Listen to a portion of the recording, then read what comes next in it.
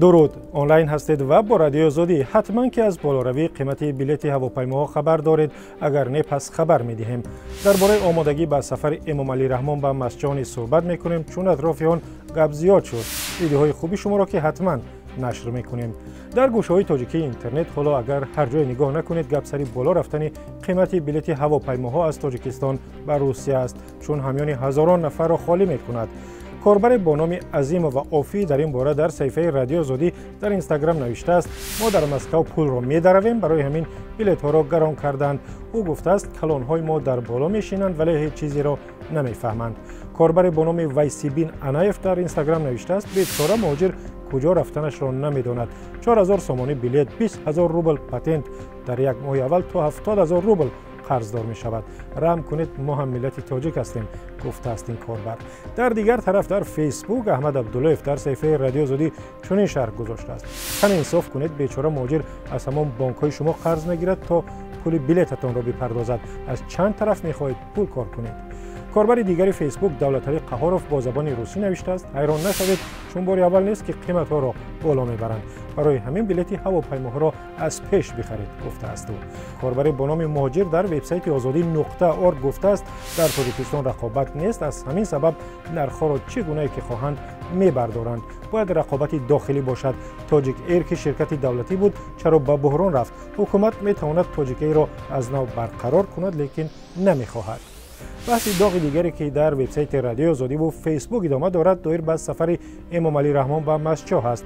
گزارش درباره آنکه مقامات ناحیه کوهستان مسجد از مردم برای مهمانان روغن و نان و برنج جمع آوردند بحثی زیادی را به میان آورد.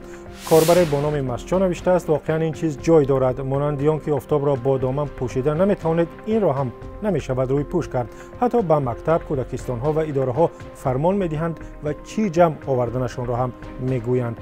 آواز در وبسایت ما نوشته است: عیب است که برای پیشواز پرزیدنت حکومت ناحیه از مردم روغن و برنج و نان طلب کند. اصل 21 است ولی عمل و رفتار حکومتداران ما ساختاری فئودالی را میماند. کاربری که خود را صدا معرفی کرده است میگوید پیشوازگیری رئیس جمهور به مسابقه تبدیل شده است. اکنون برای پیشواز از مردم کمک میطلبند. شأن و شرف پرزیدنت میریزد ولی نزدیکانش خاموشند. نوریدین شریفی در فیسبوک گفته است این یک شرمندگی است. نخود رئیسان شهر و ناحیه از مردم بیچاره که با مشکلات زیاد روز میگذرانند محصولات خوراک گدایی نمایند. اگر از شما هم چنین طلب شد میتوانید به ما نویسید، چی در وبسایت رادیو آزادی، چی در صفحه ما در فیسبوک، اینستاگرام و نکلاسنیکی. فرستادن ویدیو و عکس ها نیز از یادتان نرود، مثل این کاربری که ویدیویی را از شهر چبکسر روسیه به ما فرستاد. انا era Чебоксар میگن республика Чувашия, город Чебоксар, улица Гагарина, дом 1, колхозный рынок. Ana habin o ya ящика بالا آورده است.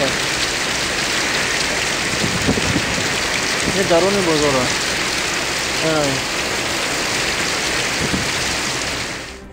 این ویدیو را از شهر اورنگای روسیه فرستادند و از برفی که روز 14 ایون در اینجا باریده است.